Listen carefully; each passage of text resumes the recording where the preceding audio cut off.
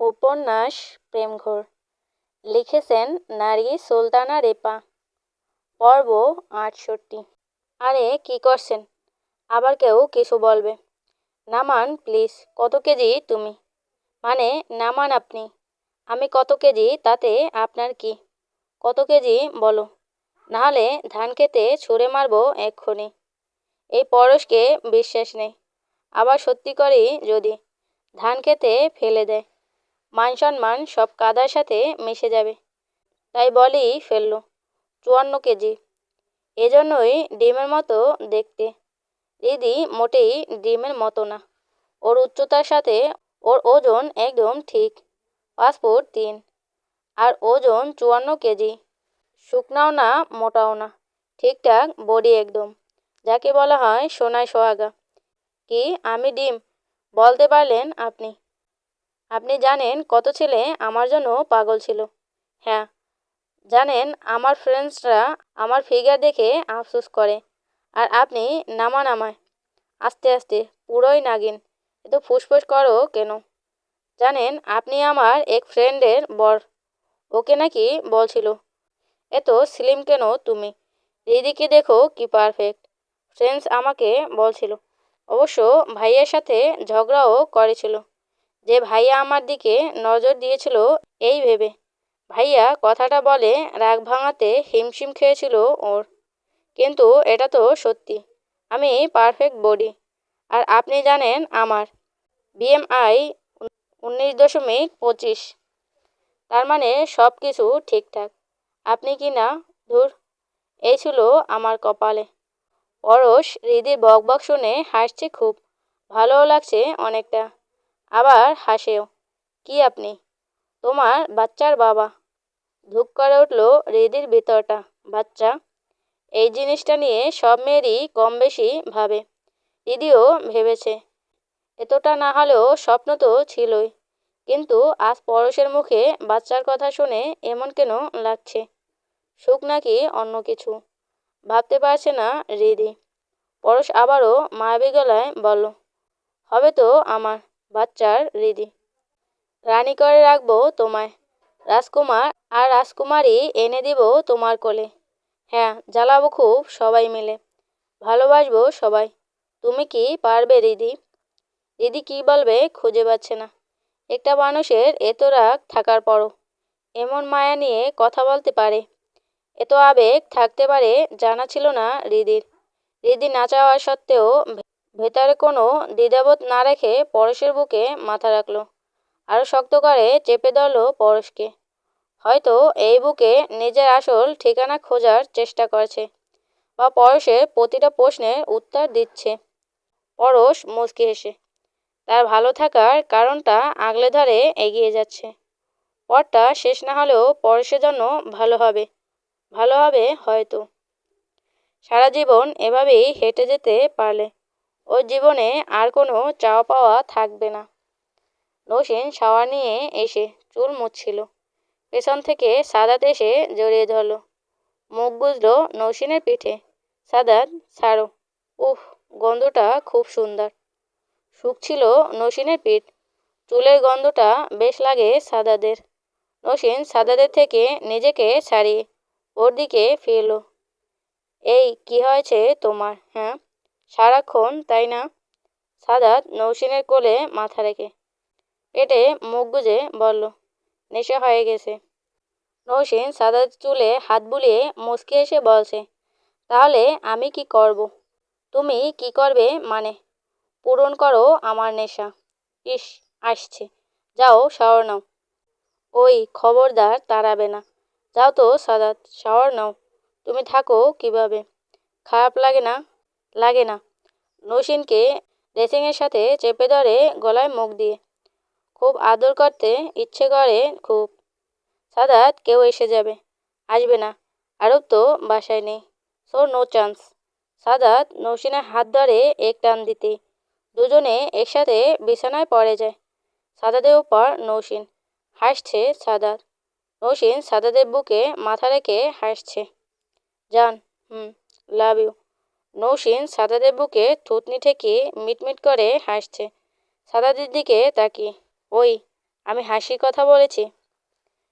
নৌসিন মাথা নাড়িয়ে হ্যাঁসূচক উত্তর দিল। সাদাত চটে গিয়ে উল্টো হয়ে শুয়ে পড়ল। নৌসিনের শরীরে সমস্ত ভর দিয়ে রেখেছে, কিন্তু সাবধানে করছিল যেন নৌসিনের পায়ে না লাগে। খুব হাসি পায় না তোর? নৌসিন আবারও হেসে বলল। আচ্ছা। নৌসিন হাসছে এখনো। সাদাত নৌসিনের গলায় কামড় বসিয়ে দিল একটা, দুষ্টমির ছলে। আহ, কেমন লাগে হাসো, দেখি আবার দিচ্ছি বলেই গলার উপর পাশে আরো জোরে একটা কামড় দিল। উফ সাদাত, রাক্ষস একটা, সরো, হাসো আরো। হাসবই তো, সরো তো, উঠবো। সাদাত নৌসিনের গলায় মুখ গুজে কামড়ের জায়গা থেকে শুরু করে চুমুতে ভরিয়ে তুলছে। সাদাত তো সব সময় নৌসিনকে এত ভালোবাসে, তবুও নৌসিনের এত নতুন লাগে কেন সব সময়? ভেবে পায় না নৌসিন, ভাবতে চায় না ও। পুরাক সাদাত যত খুশি পারে ভালোবাসা দিক, আগুন জ্বালাক, মনের গহীনে কোনো বাধা নেই। নৌসিন সাদাদের শার্ট আরও মাথার পেছনে চুল আঁকড়ে ধরে, সাদাদের মুখে গলায় আরও গভীরে যায়, গলা থেকে কমস্ত ঠোঁটে চুমুতে ভরিয়ে তুলছে। ভালোবাসা যদি কখনো শেষ না হতো তবে বেশ হতো। সাদাত নৌসিনের ঘাড়ে, গলায়, ঠোঁটে, কানে আশেপাশে সুখে ছোঁয়া দিচ্ছে। নৌসিন সাদাতকে খুব শক্ত করে ধরে রেখেছে নিজের কাছে। সাদাদের খোঁচা খোঁচা দাড়িগুলো নৌসিনে ঘাড়ে খুব সুরসুরি দেয়। আহ সাদাত। পরক্ষণেই সাদাত চুমু দিয়ে আয়ত্তে আনার চেষ্টা করে, কিন্তু লাভ হয় না। চাপা দাড়ি তো লাগে ভালোই নৌসিনের গলায় আর ঘাড়ে। সাদাতও কম যায় না, ইচ্ছে করেই বেশি করে ব্যথা দেয়, ব্যথা দিতে চায় খোঁচা খোঁচা দাড়ি দিয়ে। নৌসিনের খুব ভালো লাগে এই জিনিসটা। নৌসিন জড়িয়ে ধরে সাদাতকে, মাথা থেকে হাত সরিয়ে দু হাতে সাদাদের পিঠে খামচে ধরে। সাদাদের শার্টের বোতাম দুটো খুলে সাদাদের বুকেও লাভ দিচ্ছে। বুকে ঠোঁট রেখে বলছে, আই লাভ ইউ জান, I love you so much. সাদাদও নৌসিনের ভেজা চুলে মুখ ডুবিয়ে জবাব দেয়, I love you too. Sadat নৌসিনকে বুকে নিয়ে ঠিক হয়ে শুয়ে পড়ে। নৌসিনের চুলগুলো সাদাদের সারা বুকে ছড়িয়ে দিয়েছে নৌসিন। এই ছাড়ো, থাকো না বুকে, কোনো কাজ নেই তো, আমি তো কিছু করছি না যে গোসলে ভয় লাগবে তোমার। ইস, হয়েছে, মাথায় হাত বুলিয়ে দাও, ঘুমাবো। খাবে না? পরে দাও তো মহারানী রে। এই শোনো, আমার একটা আবদার আছে। বলো। দাড়ি রাখতে হবে তোমাকে। সাদাত অবাক হয়। দাড়ি এই বয়সে? সাদাত, সুন্নাত এটা। আর শোনো, দাড়ি আলাদা একটা সৌন্দর্য আছে, আমি জানি তো, বাট বুড়ো বুড়ো লাগলে তোমাকে লোকে বুড়োর বউ বলবে। এটা ভুল কথা সাদাত। দাড়ি রাখলে কেন বুড়ো বুড়ো লাগবে? বরং দাড়ি রাখলে আরও ভালো দেখাবে। আমি তো ভাইয়াকেও বলেছি দাড়ির কথা, ভাবিকেও বলে এসেছি। এখন বাচ্চা হয়েছে একটা, আল্লাহকে খুশি করার এখন দেখতে যেন ভাইয়াকে রাজি করায়। কিন্তু পরে শুনলাম ভাইয়া নাকি যেদিন রাফিনকে বাসায় নিয়ে যাওয়া হয়েছে সেদিনই ভাবিকে বলেছিল দাড়ি রাখা শুরু করবে। আমার যে কত ভালো লেগেছে, কথাটা শুনে বলে বোঝাতে পারবো না তোমাকে। আমি তো এটাও চিন্তা করেছি, রাফসা ভাবিকেও বলবো ভাইয়াকে কথাটা বলতে। নৌসিন সাদাদের বুকে থুতনি রেখে চোখে চোখ রেখে আবারও বলা শুরু করে, আমার বরকে কেউ বুড়ো বলবে না। যারা বলবে তারা নিজেরাই হয়তো আসল বিষয়টা জানে না, বা জেনেও বোকার মতো কাজ করে। আল্লাহ তাদের হেদায়েত করুক। বাট তোমাকে এরপর থেকে শেভ করতে দেব না আমি, ক্লিয়ার? সাদাত নৌসিনের দিকে অপলক চেয়ে আছে। আজকালকার যুগে ভার্সিটি পড়ুয়া কোনো মেয়ে এমন হতে পারে, তাও আবার ডিপার্টমেন্টের প্রথম স্থান অধিকারী। সাদাত নৌসিনকে আরও শক্ত করে জড়িয়ে ধরে কপালে একটা চুমু দিয়ে জবাব দিল, অনেক ভাগ্য আমার, তোমার মতো বউ আমার কপালে জুটেছে। আধুনিক যুগ তো এসব কেউ ভাবেই না। বরং দাড়িওয়ালা ছেলেকে দেখলে এনালগ ভাবে। সবার সাথে তো আমার তুলনা না সাদাত। এনালগ তো সে, যে ইসলামকে আয়ত্তে নিতে পারেনি। আমি আমার হাজব্যান্ডকে পরকালেও চাই, তাই আমি না গেলেও সে যেন জান্নাতে থাকে। তারপর আমার যখন জাহান্নাম থেকে সব পাপ মোচন হবে, তখন অন্তত তার সাথে থাকতে পারবো, তাতেই আমার হবে। চুপ, একদম না। আল্লাহ তোমাকে জাহান্নামে নেবে না। ইসলামের মতে যে স্ত্রী তার স্বামীকে খুশি রাখতে পারে সে তো আল্লাহর কাছে প্রিয়। আর তুমি তো আমাকে সবচেয়ে সুখী করে দিয়েছো নৌসিন।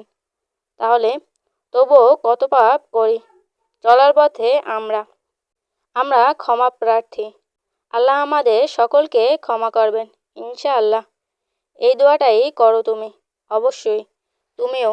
আলহামদুলিল্লাহ। তাহলে রাখছো তো দাড়ি। আল্লাহর বরকতে। আর আমার বউয়ের সদ্বুদ্ধিতে অনেক ধন্যবাদ প্রাণপ্রিয় স্বামী। এবার মাথার কাজটা করুন, আমি ঘুমাই। আর শাওয়ার নেবে আবার। তোমার তো আবার দিনে 3-4 বার না করলে হয় না। নিব একটু। তখন সে কাজের পর নিয়েছিলাম। নামাজ থেকে আসতে আসতে রাস্তায় ঘেমে গেলাম। হয়েছে, করো গোসল। আগে ঘুম পাড়াও আমায়। ওকে যান। বলেই মাথায় হাত বুলাতে লাগলো নৌসিন পরম সুখে সাদাদের বুকে মাথা রেখে অল্প কিছুক্ষণের মধ্যেই ঘুমিয়ে গেল। সাদাত নৌসিনের ঘুমান্ত মুখটা দেখে মুচকি হাসল। চুলগুলো বালিশের সাথে মেলিয়ে খুব সাবধানে মাথার নিচে বালিশ গুজে উঠে আসে বিছানা থেকে। কপালে ভালোবাসার পরশ রেখে ওয়াশরুমে চলে যায়। ওয়াশরুম থেকে বেরিয়ে সাদাত তো অবাক। আরুপ নৌসিনের একটা হাতের উপর মাথা রেখে শুয়ে আছে। একটা পা নৌসিনের দুপায়ের মাঝখানে, আর অন্য একটা পা নৌসিনের কোমরের উপর। সাদাত কাছে গিয়ে বুঝতে পারল আরুপও বেবার হয়ে ঘুমাচ্ছে। কখন এলো এই পিচ্চু?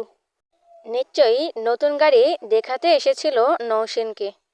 এসে দেখছে নৌসিন ঘুমাচ্ছে, তাই সেও ফ্লোরে খেলনা রেখে শুয়ে পড়ে নৌসিনের সাথে। সাদাত গাড়িটা টেবিলের উপর রেখে মুচকি হাসতে থাকে। কিভাবে জড়িয়ে ধরে রেখেছে নৌসিন আরুফকে, যেন বুকের মাঝে ঢুকিয়ে ফেলবে ওর বাচ্চাকে। এই দৃশ্যটা ক্যামেরায় বন্দি করে রাখলো সাদাত। সোফায় বসে কাজ করছে। রাফসা আরুফকে ডাকতে ডাকতে রুমে আসে। কি হলো বাবু, তোমার খেলনা দেখানো এখনো শেষ হয়নি? খাবে কখন? আরে ভাবি, হ্যাঁ, অফিসে যাসনি?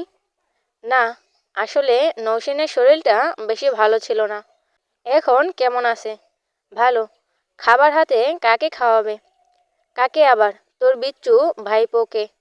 কি দুষ্ট হয়েছে আজকাল। আসার সময় গাড়ির জন্য মাথাটাই বান করে দিচ্ছিল। এখন মারুফের মতো সেম গাড়ি পেয়ে সেটা আবার নৌসিনকে দেখাতে এসেছে। কোথায় সে এখন? সাদাত আঙ্গুল দিয়ে খাটের দিকে ইশারা করে। রাফসা মুগ্ধ নয়নে দেখছে আরুপ আর নৌসিনকে। কেউ দেখলে মনে করবে মা ছেলে ঘুমিয়ে আছে। দুজনের মাঝে এত ভালোবাসা আলাদা করার উপায়ই নেই। পাগল দুটোই। খাবারটা ওখানে ঢেকে রেখেই আরুপের কপালে চুমু খেয়ে চলে আসে রাফসা। পরশ হৃদিকে ওর দাদুর সাথে দেখা করিয়ে বেশিক্ষণ থাকেনি সেখানে। ওর দাদু খুব জোর করছিল, কিন্তু সারা রাত হৃদি ওর সাথে বাইরে শোনে, আর জোর করেনি। তবে হৃদিকে ওনার খুব পছন্দ হয়েছে। আলমারি থেকে পুরনো একটা ভারী হার হৃদির গলায় পরিয়ে দিয়েছেন উনি। পরশ ওর দাদুকে শহরে আনতে চাইলে আসলো না বুড়ি। বিয়ের আগে আগে নাকি যাবে। একাই পড়ে থাকে গ্রামের বাড়িতে। তবুও পরশের জেঠি থাকে ওনার সাথে। আর পরশের কাজিন দুটো দেশের বাইরে, তাই দুই শাশুড়ি বৌমা গ্রামে শ্বশুরের ভিটা আগলে পড়ে থাকে। পরশের জেঠিও হৃদিকে দেখে খুব খুশি। ভাষায় প্রকাশ করার মতো না। হৃদি ভাবতে পারেনি ওর আগামনে কেউ এতটা খুশি হতে পারে। পরশ হৃদিকে নিয়ে ঢাকার উদ্দেশ্যে রওনা হয়। বিকালে জেঠি রান্না করে দুজনকে জোর করে খাইয়ে দিয়েছে। পরশ খেতে চাইছিল না। ওর জেঠি বলল, তোকে কে খেতে বলেছে? আমাদের বৌমা খাবে। রিদির খুব ভালো লাগছিল কথাটা। সন্ধ্যার দিকে রিদিকে নিয়ে ঢাকায় আসে পরশ। বাড়ির সামনে গিয়ে, নামো। আপনি? আমি মানে? না, আপনি বাসায় আসবেন না? না, তুমি যাও। আর তোমার গাড়ি কাল সকালে পাঠিয়ে দেব। না। হোয়াট? আপনি বাসায় আসুন আগে, তারপর। বাহ, জামাই আদর শুরু করবেন নাকি? আপনার সবসময় বাজে কথা না বললেই নয়। গোসল করেছেন কালকে? আদৌ তো করা হয়নি। নিজে এক খচ্চর, আমাকেও দুদিন ধরে খচ্চর বানিয়ে রেখেছেন। বাসায় এসে ফ্রেশ হয়ে যান, ভালো লাগবে। বাহ বাহ, বউ আমার এত কেয়ার করছে, এত সৌভাগ্য। আপনি না আসলেই ভালো বলতে নেই, রাগও করো। ধ্যাত, যত সব। দিদি বেরিয়ে আসলো গাড়ি থেকে। গার্ডেনের ভেতর দিয়ে যাচ্ছে। এমন সময় কেউ পেছন থেকে বাগানের ভেতরে নিয়ে যায়। আহ, মুখ চেপে ধরলো পরশ দিদির। আজব, আপনি একা রেখে যাচ্ছ যে? এত বোরিং না আপনি? আসলেই। আমি বলছিলাম তো আপনাকে আসতে, আপনি তো আসলেন না। হ্যাঁ, আমি বোরিং। ইস, ছাড়ুন তো, দুদিন গোসল করতে পারিনি। আপনার জন্য শরীর ঘিনঘিন করছে। আমি করিয়ে দেব। পরশ, ছাড়ুন প্লিজ। যদি ভেতরে আসেন তাহলে চলুন। শাড়িগুলো একটাও তো প্যাক করেনি যে হাতে করে নিয়ে যাব। ভেতরে আসুন আপনি। আমি ভাবিকে বলছি, উনি ব্যবস্থা করবেন। পরশ আর রিদি দুজনই একসাথে বাড়ির ভেতর ঢুকলো। সবাই বেশ খুশি ওদের দুজনকে একসাথে দেখে, বিশেষ করে রাফসা। রাফসা রিদির দিকে এসে রিদিকে জড়িয়ে ধরে। কপালে ব্যথার কথা জানতে চায় সবাই। পরশ সবাইকে বুঝিয়ে শুনিয়ে ম্যানেজ করে নিয়েছে। রাফসা রিদিকে টেনে নিয়ে উপরে চলে আসে। সাদার বাকি সবাই পরশকে সঙ্গ দিচ্ছে। প্রাপ্তির মা পরশের জন্য খাবারের ব্যবস্থা করতে শুরু করেছেন ইতিমধ্যে। এই দুদিন কি হলো বলো না রিদি? ভাবি, কি আবার হবে? বারে, লুকাচ্ছ কেন? কিছু হয়নি ভাবি। শাড়ি কোথা থেকে এলো? পরশ কিনে দিয়েছে ওর দাদুর বাড়ি যাওয়ার সময়। অফিসে যাওয়ার সময় শার্ট প্যান্ট পরা ছিলাম তো।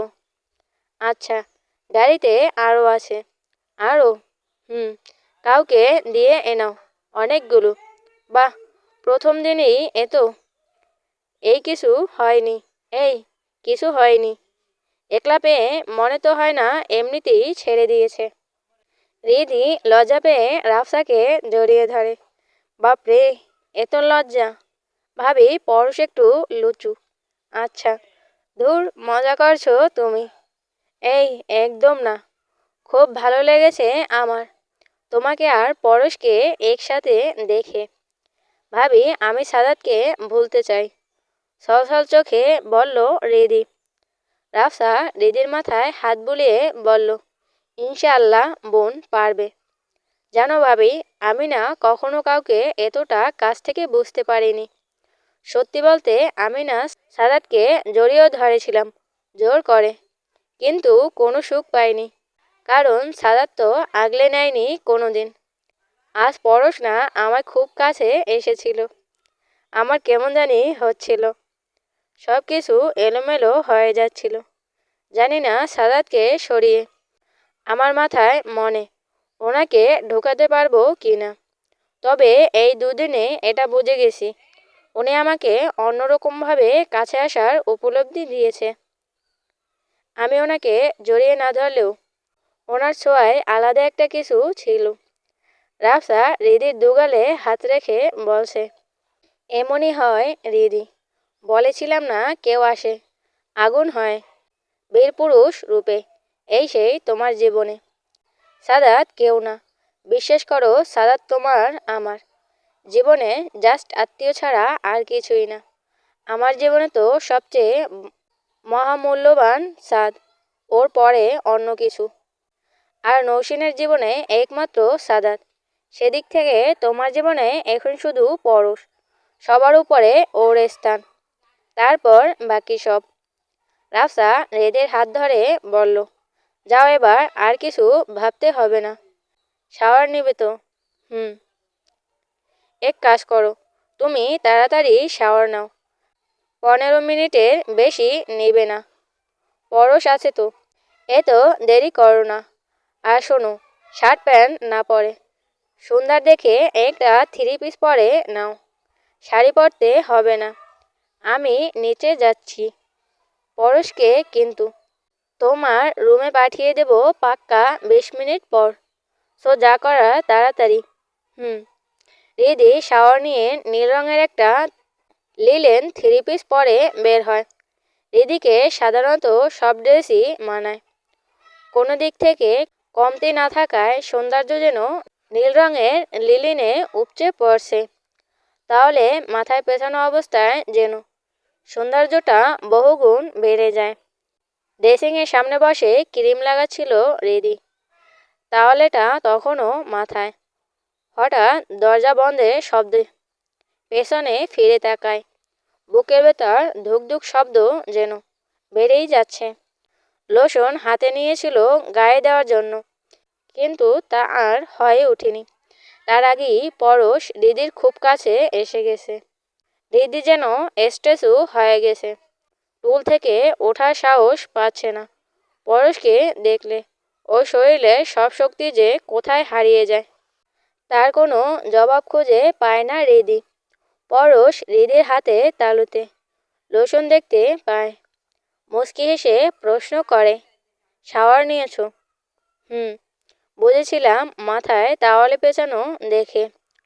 পরশ ফ্লোরে হাঁটু গেড়ে বসে আছে রিদির সামনে। রিদি কিছু বলতে পারছে না, গলার আওয়াজও বুঝি পরশকে দেখলে বন্ধ হয়ে যায়। পরশ অপলক রিদির দিকে তাকিয়ে আছে। রিদি 3 পিস পরেছিল ঠিকই, কিন্তু লোশন দিবে বলে ওড়নাটা সরিয়ে রেখেছিল। দুষ্ট পরশের চোখ এড়ায় না বিষয়টা। বেশ কিছুক্ষণ পর রিদি বুঝতে পারে পরশের চোখটা কোথায় কোথায় যাচ্ছে। সমাধান স্বরূপ পাশে থাকা ওড়নাটা গায়ে নিয়ে নেয়, নিজেকে স্বাভাবিক করে দুহাতে লোশনটা মিক্স করে হাতে লাগাবে। তার আগে ওর হাতে শক্ত কোনো হাতের ছোঁয়া পায়। পরশ রিদির দুহাতের সাথে দুহাতের ঘর্ষণ দিয়ে লোশনটুকু নিজের হাতে নিয়ে নেয়। আটকে ওঠে রিদি পরশের এমন ছোঁয়ায়। পরশ রিদির পেছনের দিকে ফ্লোরে বসলেও রিদির চেয়ে উঁচু হয়ে আছে। ছেলে মানুষ হাঁটুতে ভর দিলে যা হয় আর কি। আয়নায় মুগ্ধ হয়ে দেখছে পরশ তার বাগদত্তাকে। এইবারে একটা নিয়ম আছে, এনগেজমেন্ট করানোর সময় ছেলে মেয়েদের রেজিস্ট্রেশন করিয়ে ফেলা হয়, কারণ রিং পরানোর সময় সব ছেলেরা মেয়েদের কাছাকাছি আসতে চায়। এতে দুজনে একটু একটু শারীরিক মিশ্রণে আবদ্ধ হয়, যেমন হাত ধরা, জড়িয়ে ধরা, কিস করা, এসব যা হাজব্যান্ড ওয়াইফের কাজ। বিয়ে ছাড়া এসব করা ইসলামিক দিক থেকে পাপ। তাই সাদাদের বাড়িতে ইসলামিক দিকটা বিবেচনা করে রেজিস্ট্রেশনটা করিয়ে দেয়। তার মানে বিয়েও হয়ে যায়। আর যেদিন মেয়েকে তুলে নেওয়া হয় বা বউ বাসায় আনা হয়, সেদিন জাস্ট হুজুর দিয়ে বিয়ে পড়িয়ে আনুষাঙ্গিক কাজগুলো করা হয়। তো সেদিক থেকে পরশ আর রিদি হাজব্যান্ড ওয়াইফ, চাইলে ওরা সব করতে পারে। যাই হোক, অপরূপ লাগছে রিদিকে পরশের চোখে। পরশের গরম নিঃশ্বাস রিদির ঘাড়ে পড়ছে। আবেশে চোখ বন্ধ করেছে রিদি। এই কয়েকদিনে পরশকে চেনা হয়ে গেছে তার, তাই ভেতরটা এমনিতেই শিহরিত হয়ে উঠে পরশ থাকলে। কি কি করতে পারে পরশ, কিছুটা হলেও ধারণা হয়েছে রিদির। কিন্তু পরশ যে রিদিকে এমন একটা অভিজ্ঞতা দেবে ভাবতে পারেনি রিদি। পরশ রিদির হাতাটা একটু ভাঁজ করে নিজ হাতে হৃদির 2 হাতের কনুই লোশন লাগিয়ে দিচ্ছে। আঁতকে ওঠে চোখ খুলে হৃদি। কি করছে পরশ? কাঁপছে হৃদি। কাঁপার তো কথাই। পরশ যে পরম যত্নে হৃদির হাতে লোশন মালিশ করছে। দুপা দিয়ে কার্পেট আঁকড়ে ধরেছে হৃদি। পারছে না নিজেকে সামলাতে। পরশ যেন এই কাজটা করতে পেরে নিজেকে ধন্য মনে করছে। হাতে আরো লোশন নিল পরশ।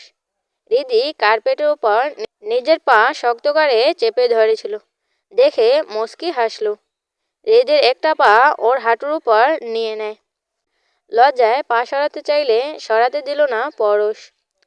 পায়জামার হুক খুলে যতটা সম্ভব ওঠানো যায় উঠিয়ে নিল। ভাগ্যিস প্লাজো ছিল না, তাহলে তো এই পরশ লুচু আরও উপরে উঠাতো। চুড়ি পায়জামা তাই বেশি ওঠাতে পারেনি ভেবে খুব হাসি পাচ্ছে হৃদির। কিন্তু পরশ যখন পায়ের লোশন মালিশ করা শুরু করলো, পিলে চমকে গেল হৃদি। পায়ের পাতাও বাদ দিচ্ছে না পরশ। পরম যত্নে ধীরে ধীরে মহান কাজটি করছে। সহ্য হচ্ছে না হৃদির। হাট এতটাই বিট দিচ্ছে, এই বুঝি ফেটে যাবে। হৃদি পরশের চুল খামচে ধরেছে নিজেকে সামলাতে। নিঃশ্বাস তীব্র থেকে তীব্র হচ্ছে। পরশ উপভোগ করতে পারছে হৃদি সব রকমের স্পন্দনগুলো। দুপায়ে লোশন দেওয়া শেষ। হৃদির দিকে তাকায় পরশ। অসম্ভব কাঁদছে হৃদি। বুঝতে পারে পরশ, এই মেয়ে বয়সে বড় হলেও ছেলেদের ছোঁয়ায় খুব কাঁচা। তৃপ্তির হাসি হাসে পরশ। হৃদির দুপায়ে চুমু এঁকে দেয়। হৃদি শেষ। কি করলো পরশ এটা? পা থেকে একটা ঝিঝি শুরু হয়, যেন সারা শরীরে পরশের ঠোঁটের ছোঁয়ায় রক্তের মাধ্য দিয়ে কর্মস্র মস্তিষ্ককেও ঘেরাস করছে। আর পারবে না হৃদি পরশকে ঠেলে। টুল থেকে উঠে যেতে চাইল, কিন্তু পারল না। পরশ এতটাই চালাক, বুঝতে পেরেছিল হৃদি উঠে যাবে। তাই আগে থেকেই প্রস্তুত ছিল হৃদিকে আটকাতে হবে। আগের মতোই বসিয়ে দিল হৃদিকে। পরশ উঠে দাঁড়ায়। হাতে আরও একটু লোশন নেয়। হৃদি নিচের দিকে তাকিয়ে আছে। পরশ আচমকা হৃদির ঘাড়ে আর গলায় যেটুকু জায়গা জামা গলার বাইরে সেটুকুতেও লোশন দিতে শুরু করে। হৃদির দম গলায় আটকে গেছে এবার। পরশ কি করছে, পাগল হয়ে গেছে নাকি? হৃদির ভেতরে এতটাই ঝড় উঠেছে, চোখের কোণায় পানি এসে গেছে। অবশ্য পরশ নিজের কাজটা করে ফেলেছে এতক্ষণে। টান দিয়ে হৃদের তাওয়ালেটা খুলে দিল বেচারা। হৃদি আর পারেনি নিজেকে সামলাতে। পেছন ফিরে মুহূর্তেই পরশকে জড়িয়ে ধরে। পরশ বেশ খানিকটা অবাক হয়। হৃদি এই প্রথম তাকে জড়িয়ে ধরল। পরশও আগলে নিল হৃদিকে। দুজনেই আবেশে চোখ বন্ধ করে ফেলেছে। বাট পরশটা একটু বেশি দুষ্টু। হৃদির খোলা ভেজা চুলগুলো সরিয়ে কাঁধে মুখ গুজে দেয়। হৃদি আঁকড়ে ধরে পরশের চুল। পরশ হৃদির দুগালে হাত দিয়ে হৃদির দিকে তাকিয়ে আছে। হৃদি চোখ বন্ধ করে আসে। পরশের দিকে তাকানোর সাহস হচ্ছে না ওর। পরশের বেহায়াপনায় চমকে ওঠে, চোখ খুলতে বাধ্য হয় বেচারি। এমন কথা বলে নাকি কেউ? হৃদি তোমাকে লজ্জা পেলে বেশ লাগে, কিন্তু ওড়না ছাড়া আরও বেশি সুন্দর লাগে, যাকে বলে হুড়পড়ি। হৃদি এমন কথায় চোখ খুলে ধাক্কা দিয়ে সরিয়ে দেয় পরশকে। তাই পরশ পুরোটা কথা শেষ করতে পারেনি। হৃদি তাড়াহুড়ো করে ওড়নাটা নিজের গায়ে জড়িয়ে নেয়। নিয়েছিল ওড়নাটা একটু আগে, কিন্তু পরশ দুষ্টুটা গলায় লোশন দেওয়ার সময় সরিয়ে রেখেছিল। পরশ হৃদির কাণ্ডে হাসতে হাসতে শেষ। হৃদি পরশের হাসি দেখে মুখ ভেঙচিয়ে দিয়ে চলে আসে রুম থেকে। হৃদির মুখ ভেঙচি কাটার দৃশ্যটা চোখের আইনি পরশের। অনেক কিউট লাগছিল হৃদিকে সে সময়। পরশ হৃদিদের বাসা থেকে খাওয়া দাওয়া করে, সবার সাথে কুশল বিনিময় করে বাড়ি ফিরে যায়। হৃদির গাড়িটাই নিয়ে গেছে, চাইলে ড্রাইভারকে ফোন করে গাড়ি নিয়ে আসতে বলতে পারত। বাসা খুব একটা দূরে না, তবুও হৃদির গাড়ি নিয়ে যায় যেন কাল সকালে হৃদির সাথে দেখা করতে পারে। পরশ যাওয়ার সময় সবাইকে বললেও হৃদির সাথে কথা বলেনি। হৃদির মেজাজটাই চটে যায়, রুমে চলে আসে রাগে। সবার সাথে খেয়ে গেল, আমি খাইনি কিনা একবার জানতেও চাইল না, আর বলেও গেল না একবার। আফা কি কন একলা একলা। একজন কাজের মেয়ে পরশের দেয়া কাপড়গুলো রাফসার কথা মতো হৃদির কাবাটে রাখছিল। হৃদি খেয়াল করেনি, রুমে এসেই বক বক শুরু করে। তুই কি করিস? আপনার কাপড়, যা গুছাতে হবে না আর, এমনিই থাকবো। হ্যাঁ থাক, তুই যা এখন। মেয়েটা চলে গেলে হৃদি দরজা বন্ধ করে শুয়ে পড়ে। প্রাপ্তি খাওয়ার জন্য ডাকতে আসলে বলে দেয় খাবে না সে। রাফসাও এসেছিল ডাকতে, কিন্তু যায়নি। খুব রাগ হচ্ছে পরশের উপর, একটা কথাও বলল না যাওয়ার সময়। এসব ভাবতে গিয়ে একটা সময় ঘুমিয়ে যায় হৃদি। ঘুম ভাঙে ফোনের শব্দে, একটা অপরিচিত নাম্বার, তাই কেটে দেয়। কিন্তু বারবার কল আসায় রিসিভ করে কলটা। হ্যালো। থাপ্পড় দিয়ে তোমার ঘুম বের করবো রাবিশ। উপাস থেকে রাগী কণ্ঠটা শুনে চোখের ঘুম কোথায় উড়ে গেল কে জানে। লাফিয়ে উঠে খাটের মাঝখানে বসে। আমি কি জানি এটা আপনার নাম্বার। তো ফোন কাটছিলে কেন? আমি ভেবেছি কে না কে, তার মানে অপরিচিত লোক তোমায় কল করে ডিস্টার্ব করে নাকি? কি? যা বললাম সোজাসাপটা উত্তর দাও। করলে করুক, তাতে আপনার কি? দিদি মেরে ফেলবো জাস্ট, বেঁচে যাই কাজটা করলে। কি বললে? খুন করলে বেঁচে যাই, আপনার জ্বালা সহ্য হয় না আমার। পরশ হেসে দেয়। হরিগাল, বোকার মতো কথা বলতে নেই জানে মান। এই আপনি আমাকে একদম ওইসব নামে ডাকবেন না। তোমাকে খুন করার কথা বলিনি রে বউ। যারা তোমাকে ডিস্টার্ব করবে তাদের দুনিয়া থেকে সরিয়ে দেব। হয়েছে আপনার বকবকানি। এই দিদি, কি রাগ করেছো কেন? বলে আসিনি যে। সেটা আপনার ইচ্ছা। আচ্ছা, ভালোই তো পারেন সাদাদের সাথে আড্ডা দিতে। আরে ভালো ছেলে, আগে থেকে চিনতাম, তাই আড্ডা জমে গেল খাওয়ার সময়। তার জন্য নৌসিনের সাথেও আড্ডা। আরে ভালো লাগে মেয়েটাকে, মানে আসতে। ভয় পাওয়ার কিছু নেই। তুমি কি খেয়াল করনি ওকে? আমি তুই করে ডাকছিলাম। তুই? হ্যাঁ, ওর ভাইয়ার সাথে আমার অনেক আগে ভালো বন্ধুত্ব, সে সূত্রে আমি ওকে আগে থেকেই তুই করে বলি। বোনের মতো। আমার তো আর ছোট বোন নেই। তাহলে বিয়েতে আসেননি কেন? ওই কি বলো, আসিনি মানে? কই? তাহলে তোমার ওড়নার পেছন থেকে গিটটা কে দিয়েছিল? মানে আপনি? ইয়া, ইয়া বউ, তোমার লেহেঙ্গার গলাটা একটু বড় ছিল। সাত ভাইয়ের জন্য তোমাকে কিছু করতে পারিনি। যেভাবে আগলে রাখে সবাই তোমাকে, নিজের বোনের চেয়েও কোনো অংশে কম না। খুব ভাগ্য করে ওদের মতো রিলেটিভ পেয়েছো। ইস, যা সেক্সি লাগছিল না তোমায়, তাই একটু পেছনে ছিলাম তোমার। বিশ্বাস করো, ইচ্ছে করছিল পিঠে চুমু দিয়ে ভরিয়ে তুলি, পারছিলাম না সামলাতে। হাত তোমার ওড়নায় চলে গেছিল, তুমি টের পাওনি, আর পাওয়ার কথাও না। আমি সাবধানেই ধরেছিলাম। আমি তোমাকে ওই দিন খুব কাছে থেকে দেখেছিলাম, আগে তো দূর থেকে দেখেছি। বউরে পাগল করে দিয়েছিলি আমায়। হৃদির বুকটা ধুকধুক করছিল, কারণ ও জানে সাদাত নৌসিনকে খুব ভালোবাসে। তুই করে বলে মাঝে মাঝে। এই গুণটা পরশের মাঝেও আছে। তার মানে সাদাত যতটা ভালোবাসে নৌসিনকে, পরশে কি হৃদিকে ভালোবাসে ততটা। সাদাত তো নৌসেনের জন্য পারলে নিজের জীবন দিয়ে দিবে। পরশও কি তাই? ভাবতেই কান্না পাচ্ছে হৃদির। পরশের আরও কিছু বেহায়াপনা কথা শুনতে হলো হৃদিকে। এত কাহিনী করছে আর হৃদি ধরতেই পারেনি। পারবে কি করে? ভাবিনি হৃদি কেউ ওকে এতটা ভালোবাসতে পারে। দিনগুলো এভাবেই কেটে যাচ্ছিল। হৃদি আজকাল নৌসেনের মায়ায় পড়ে যাচ্ছে।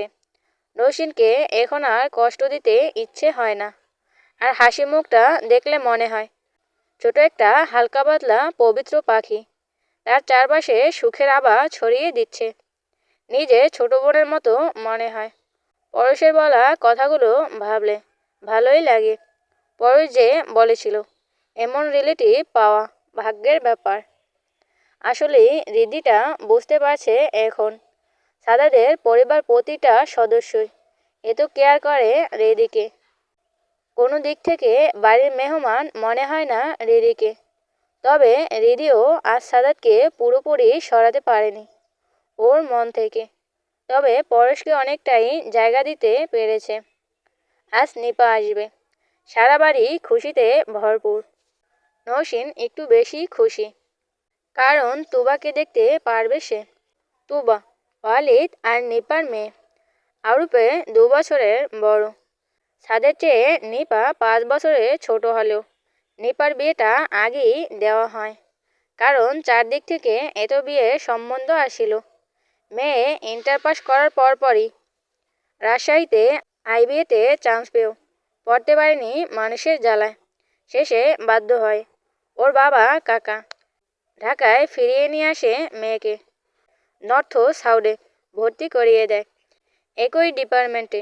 তবুও যেন সুন্দরীর উপর থেকে চোখ সরছিল না মানুষদের। সাদ তো কত মারামারি করেছে রাস্তাঘাটে বোনের জন্য, যেমনটা নৌসেনের ভাই করত। কিন্তু নৌসেনের ভাই খুব বেশি ভয়ঙ্কর ছিল, তাই নৌসেনের দিকে চোখ তোলার সাহস কারও হতো না।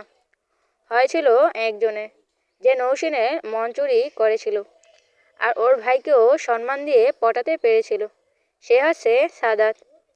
সাদাতও মাঝে মাঝে বোনের জন্য নিজে চেয়ে বড়দের সাথে ঝগড়া করত।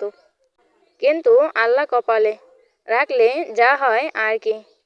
শহরের সবচেয়ে নামি দামি বিজনেসম্যানরাও তাদের ছেলের জন্য নিপাকে চাইছিল। ভার্সিটি থেকে অনেক দিন কেঁদে বাসায় ফিরেছে নিপা, কারণ ছেলের মায়েরা নাকি নিপাকে ভার্সিটিতে দেখতে গিয়ে অনেক রকম প্রশ্ন করত আর বেচারি বোকা বনে যেত। এসে মা চাচির সাথে কান্নায় ভেঙে পড়ত। কোনো এক স্টেশনে এই অলিদ দ্বিতীয় বসে নিপাকে দেখে প্রেমে হাবুডুবু খায়। অলিদ তখন ওর বাবার সাথে বিজনেসে যুক্ত ছিল। অলিদের বাবা কিছুতেই ছেলের পছন্দ হাতছাড়া করেনি। নিপা অবশ্য অলিদকে দেখেনি। প্রথম যেদিন ওর বাসায় আসে সেদিনই দেখেছিল নিপার বাবা সাফ না করে দিয়েছে মেয়েকে এত কম বয়সে বিয়ে দেবে না। সাদা তখন ইন্টারে পা রাখল মাত্র। কিন্তু অলিদের পরিবার কিছুতেই না শোনার পাত্র নয়। মেয়ে তাদের চাই চাই। কেয়ার করার হয়তো আল্লাহ চাইছিলেন, তাই নিপা তৃতীয় বর্ষে ওঠা মাত্রই 21 বছর বয়সে অলিদের সাথে বিবাহ বন্ধনে জড়িয়ে পড়ে। নিপা প্রথম দিকে না এত কিছু বুঝতো না। অলিদ 28 আর ও 21। ভালোই বড় ছিল অলিদ। নিপার বাড়ির লোক তো বিয়ে ঠিকই দিয়েছিল, বাট মেয়ের জন্য চিন্তায় ঘুমাতে পারতো না কেউ। নিপার এক অবস্থা। অলিদ যখন কাছে আসতো প্রায় সময়ই ভয় পেত, কান্নাও করতো মাঝে মাঝে। বাড়িতে আসতে মন চাইলে অলিদকে বলতে পারতো না। সাদাতকে আর সাদকে ফোন করে কান্না করে দিত। আর মা তার সাথে তো রাত 3টায়ও কথা বলতো মাঝে মাঝে। কিন্তু অলিদ খুব সাপোর্টিভ ছিল। বুঝতে পেরেছিল নিপা ছোট, ওকে সময় দিতে হবে। তাই প্রথমেই নিজের যৌবিক চাহিদায় আদায় করেনি। সহজ একটা রিলেশন তৈরি করে নিয়েছিল প্রথমে। আস্তে আস্তে নিপাও বুঝতে পারে অলিদকে, ভালোবাসতে শুরু করে।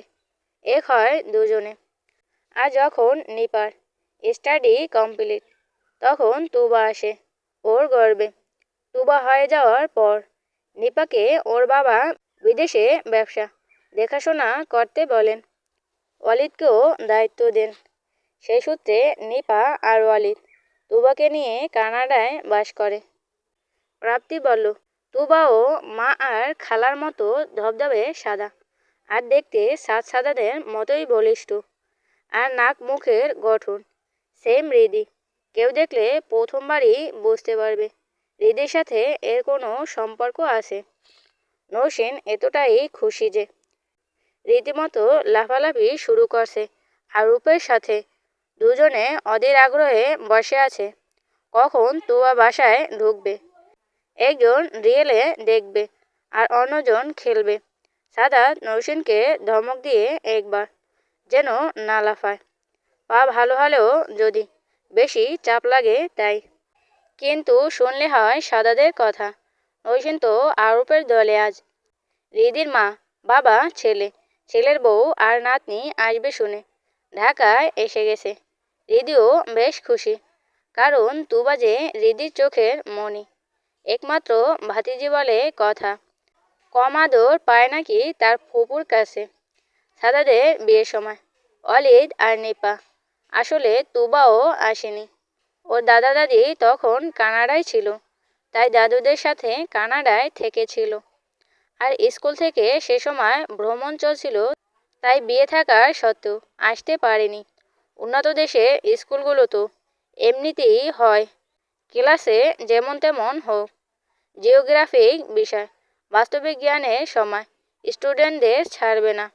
তাই সবার যেন তুবাকে নিয়ে বেশি আগ্রহ। বলতে গেলে পুরো বাড়িতে ঈদের আগের দিনের আমেজ আজ। সবার অপেক্ষা কখন ঈদের চাঁদ উঠবে। সাদাত, আমি যাই না। কি হবে গেলে? আমি তো সুস্থ, 1 মাসের বেশি হয়ে গেছে পা পড়েছে। না বলছি তো আমি। ধুর, ভালো লাগে না আমার। আরও বাচ্চা হয়ে যাচ্ছে আর আমি। নওশীন। সাদাতদের ধমক শুনে চুপ হয়ে যায় নওশীন। নভেম্বর মাস সন্ধ্যার দিকে বাইরে ভালো রকমের ঠান্ডা পড়ে। নওশীনের একটু ঠান্ডা লাগলেই অনেক ধরনের সমস্যা শুরু হয়। তার উপর ডাক্তার বারণ করেছিল পা বেশি নড়াচড়া না করতে। তবুও নওশীন যা লাফালাফি করে। সাদাত ঠান্ডা আর পায়ের কথা চিন্তা করে। ওকে এয়ারপোর্ট নিয়ে যেতে চাইছে না। মন খারাপ করো না, ওরা তো আসছেই। ভাইয়া বাসায় থাকলে আমিও যেতাম না। মেজো কাকা আর ভাইয়াকেই পাঠাতাম। আমি গেলে কি এমন হবে আমার? বাইরে তো বেশি ঠান্ডাও পড়েনি। প্রাপ্তি আর আরূপের সাথে একটু মজাও করা হতো। বাচ্চা বউ আমার। আপুর ফ্লাইট ল্যান্ড করবে 7:30টায়। সেখান থেকে বের হতে আমাদের রাত 8টা বাজবে। আর 8টার সময় বাইরে ভালোই শীত লাগে। আমি চাই না আমার বউ অসুস্থ হোক। আর ওকে যাব না। আহ, মন খারাপ করে না জান পাখি। করিনি তো, বাট তাড়াতাড়ি আসবে সবাইকে নিয়ে। আর শোনো, বেশি জোরে ড্রাইভ করবে না।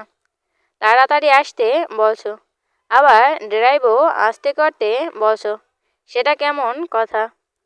তাড়াতাড়ি বলতে বাইরে কোথাও দেরি করবে না। আচ্ছা জান পাখি, ঠিক আছে। আরও প্রাপ্তি রেডি। সাদাত আর প্রাপ্তির বাবা এয়ারপোর্টে যাচ্ছে তুবাদের রিসিভ করতে। ওরা বের হওয়ার পর বাসায় যেন অপেক্ষার পালাটা আরও বেড়ে যাচ্ছে। রিদিয়া সাদাদের মা তো নাতনির জন্য কি ছেড়ে কি করবে গুলিয়ে ফেলছে। নিপা আর অলিদ তবুও এসেছিল 7 মাস আগে সাদাদের বিয়েতে, কিন্তু তুবা দেশে আসে না 1.5 বছর হয়ে গেল। অলিদের বাবা মা তো দেখে এসেছে, কিন্তু সাদাদের বাবা মা তো 1.5 বছর আগে দেখেছিল, তাই ওদের আগ্রহটা আরও বেশি। কলিং বেল বাজতেই নৌসেন রকেট গতিতে ছুটে যায় দরজা খোলার জন্য। সবাই হনহনিয়ে নৌসেনের পেছনে দরজার কাছে গিয়ে দাঁড়ায়। দরজা খোলা মাত্রই বাসার সবাই খুশির ঝিলিক। নৌসেন তো খুশিতে নিপাকে জড়িয়ে ধরেছে। আরে পাগলি, কেমন আছো তুমি? ভালো, তুমি কেমন আছো? আল্লাহ অনেক ভালো রেখেছে। মম, এটা কি আরবের নতুন বউ? হ্যাঁ তুবামণি, আমি আরবের নতুন বউ। আরে কি করছো নৌসিন মা?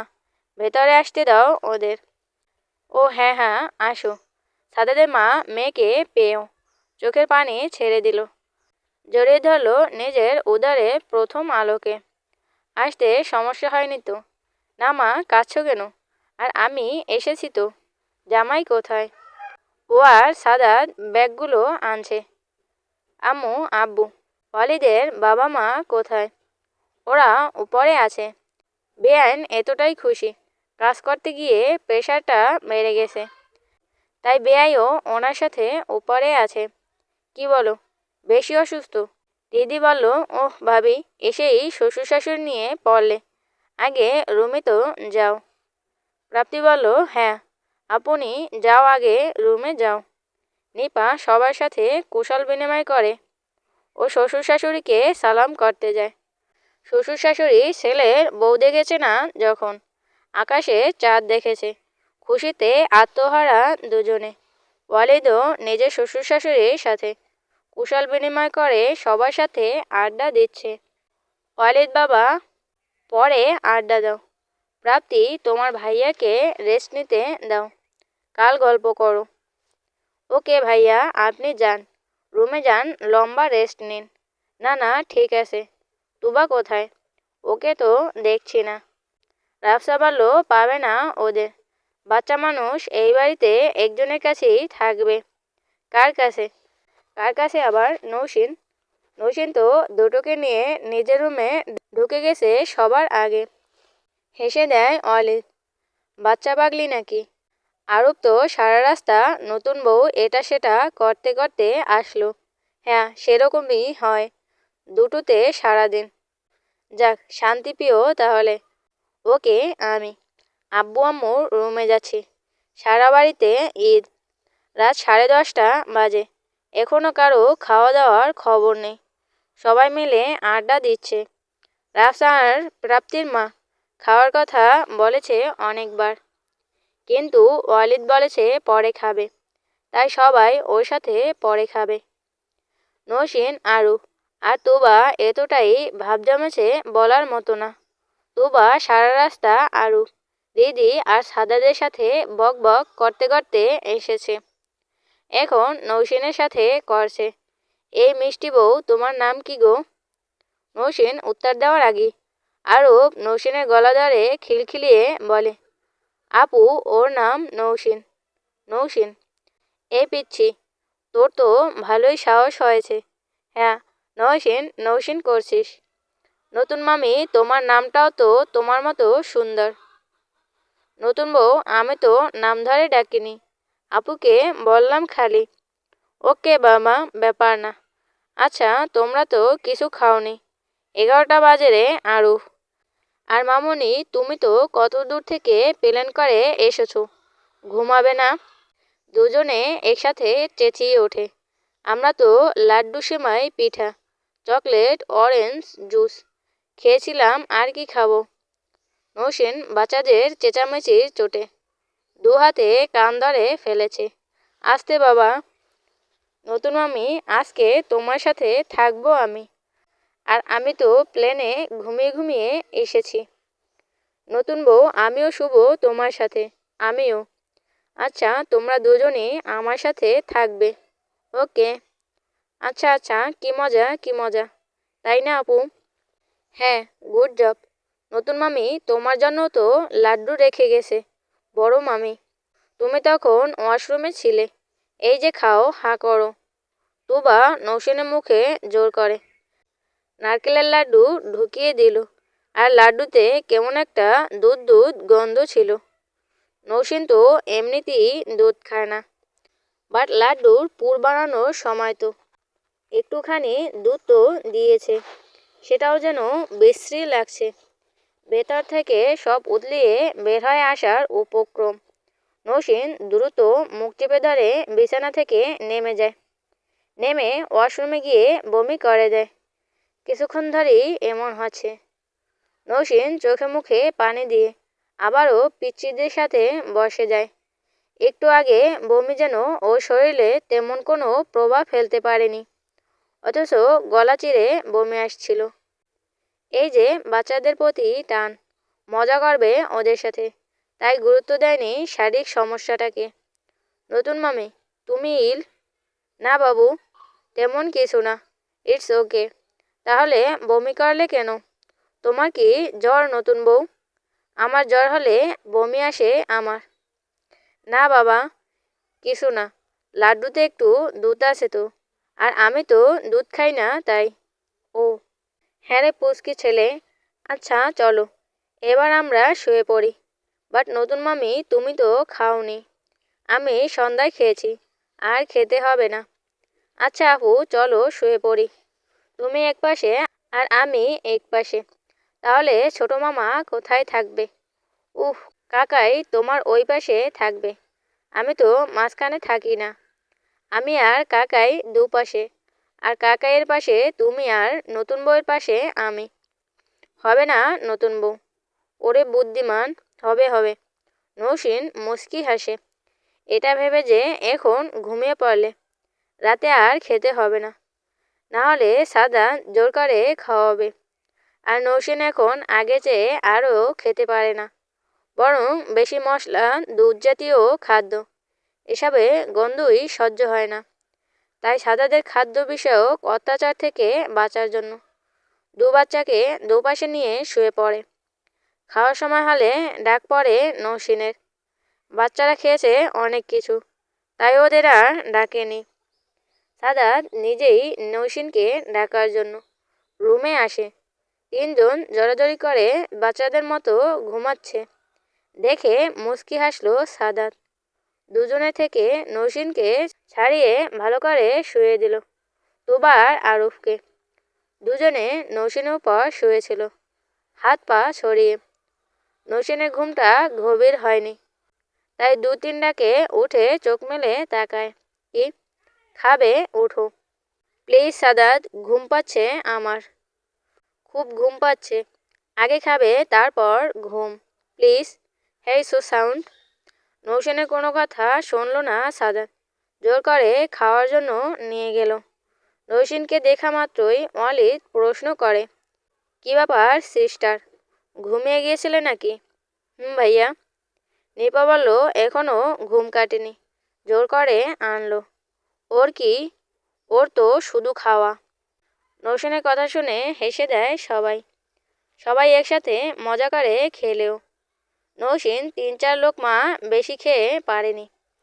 অলিদ নিপাকে উদ্দেশ্য করে, আজ বাসায় সব কিছুই হাই ফুড। নৌসিন এমনিতেই এসব কম খায়, আর এখন তো এগুলো খেতে পারে না। গা গুলিয়ে আসছে খুব, তবুও সবার সামনে অনেক কষ্টে সামলে নিয়ে ৩-৪ লোকমা মুখে ঢুকিয়ে তাড়াতাড়ি রুমে চলে আসে।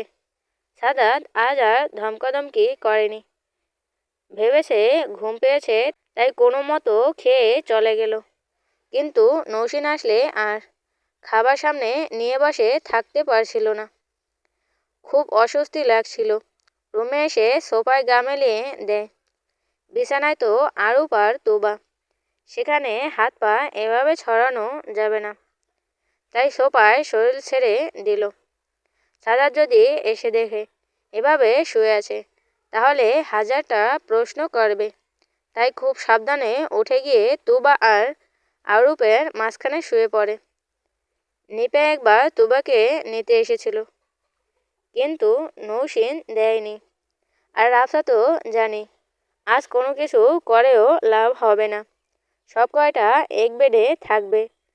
সকালে উঠে আবার আলাদা শুয়েছে দেখলে কান্নাকাটি শুরু করবে আরও। তাই গিয়ে শুধু দেখে এসেছে একবার, ডাকাডাকি আর করেনি। সাদাত আর সাদ অলিদের সাথে গল্প করে ঘুমানোর জন্য রুমে চলে আসে। দুজনের বেডে, ভাগ্যিস বড় মাপের খাট, তাই 4 জনের কোনো সমস্যা হবে না। আর নভেম্বর মাস বেশি গরমও না, তাই থাকা যাবে 4 জন, তেমন কোনো অসুবিধা হওয়ার কথাও না। তবে আফসোস একটাই, আজ বউকে একটুও আদর করতে পারবে না। তবুও শান্তি, বউ হাসি মুখে ঘুমিয়েছে এটা ভেবে সাদাত দরজা লাগিয়ে ঘুমন্ত 3 বাচ্চার কপালে চুমু এঁকে ফাঁকা জায়গা শুয়ে পড়ে। এমনভাবে শুয়েছিল 3 জন, পারফেক্ট করে রেখেছিল যে সেটা খুবই ভালো করে বোঝা যায়। কম্বল দুটো, একটু শীতও লাগছে। বড় কম্বলটা ওদের 3জনের উপর দিয়ে নিজেও একটা কম্বল পেঁচিয়ে শুয়ে পড়ে। কিন্তু নসীন তখনও ঘুমায়নি, চোখ বন্ধ করে রেখেছিল। খুব অস্বস্তি লাগছে ওর। প্রায় সারা রাত এপাশ ওপাশ করে কাটিয়ে দিয়েছে তুবা মাঝখানে থাকায়। সাদাত বুঝতে পারেনি সেটা, না হয় ঠিক ধরতে পারত। ফজরের আজানের একটু আগে চোখ লেগে আসে নৌসিনের, কিন্তু আজানের শব্দে ঘুমটা আর হয়নি। উঠে সাদাতকে ডেকে তুলে মসজিদে পাঠায়। কোনো রকমের অজু সেরে নামাজ পড়ে, আবারও আগের জায়গায় শুয়ে পড়ে। শরীর এতটাই দুর্বল ছিল, তার উপর সারা রাত ঘুম হয়নি, তাই শোয়ার সাথে সাথে ঘুমিয়ে যায়। চোখ খুলে সাদাতের ডাকে, তবুও চোখ মুখে ক্লান্তির ছাপ। সাদাত উদ্বিগ্ন হয়ে প্রশ্ন করে, কি হয়েছে? সারা রাত ঘুম হয়নি, এমন দেখাচ্ছে কেন? নসীন উঠতে চাইলে পারল না, মাথাটা ভীষণ রকম ঘুরছে, তাই আবারও শুয়ে পড়ল। সাদাত, আমি একটু পরে উঠি। আচ্ছা, সে না হয় ওঠো, বাট তোমার শরীর খারাপ লাগছে নাকি? আরে না, ওরা কোথায়? ওরা 2জন উঠে গেছে, আর 9টার বেশি বাজে। তোমাকে খাওয়ার জন্য 2বার ডেকেছি আমি, বাট তুমি টের পাওনি। আই থিঙ্ক তুমি সিক, না হলে 1-2 ডাকে তোমার ঘুম ভাঙার কথা। না, তেমন কিছু না, বাট 9টার বেশি বাজে। আস্তে, উঠতে হবে না তোমার। নিশ্চয়ই কাল 4জনে কমফোর্টেবল ফিল করনি, তাই ঘুমাতে পারোনি। আজ এনে দেখো একটাকেও। খবর খারাপ করব তোমার। সারাদিন একসাথে, তারপর রাতেও সব একসাথে।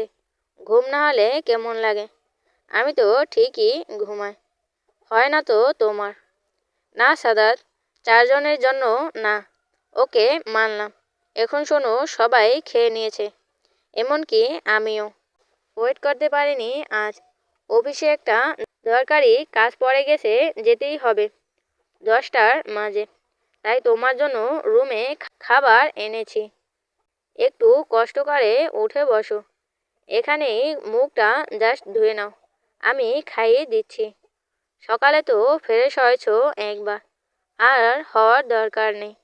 নসীন উঠে ওয়াশরুমে যেতে চাইছিল, কিন্তু সাদাত বেডে বসিয়ে মুখ ধুয়ে দেয় জোর করে। নিজ হাতে একটা লুচি আর হাফ ডিম ভাজা খাওয়ায়, আর কিছুই খাওয়াতে পারেনি। নৌসিন কান্না করে দিবে এমন একটা ভাব দেখে আর জোরও করেনি। নৌসিনের কাছে তুবা আর আরুপকে বসিয়ে রেখে গেছে, যেন নৌসিন না ওঠে। আর ওদের বলছে ওদের নতুন বউ অসুস্থ, তাই যেন সেবা যত্ন করে আর জোর করে কিছু খাওয়ায়। বাচ্চারাও তাই করছে, গল্প করলেও লাফালাফি করছে না, হয়তো করে মেতে নেই। একজন নৌসিনের মাথায় হাত বুলিয়ে দিচ্ছে তো, আরেকজন এটা ওটা নিয়ে আসছে খাওয়ানোর জন্য। নভেম্বরে 10 তারিখ, পরশে পরিবার আসে নৌসিনদের বাসায়, সবাই মিলে কথা বলার মাধ্যমে। আগামী 1 ডিসেম্বর রিদি আর পরশের আনুষ্ঠানিক বিয়ের দিন তারিখ ঠিক করা হয়। পরশ বেশ খুশি, তার ভালোবাসার মানুষকে ঘরে আনবে সে। কিন্তু রিদি নিজেকে এখনো ঠিক করতে পারেনি। তবে পরশে এই কয়েকদিনে অনেক আপন হয়ে গেছে। সারাদিন তো জ্বালিয়েছি, আর রাতেও 2টা-3টা পর্যন্ত ফোনে বকবক করেছে। আজকাল পরশ বেহায়াপনা করলে রাগ হয় না, হ্যাঁ অস্থিরতা বাড়ে, কিন্তু বেহায়াপনা না করলে একদম ভালো না রিদির। ঝেঁকে বসে গেছে ওর মনের পরশ, যেখানে আজকাল সাদাদের বিচারণ নেই বললেই চলে।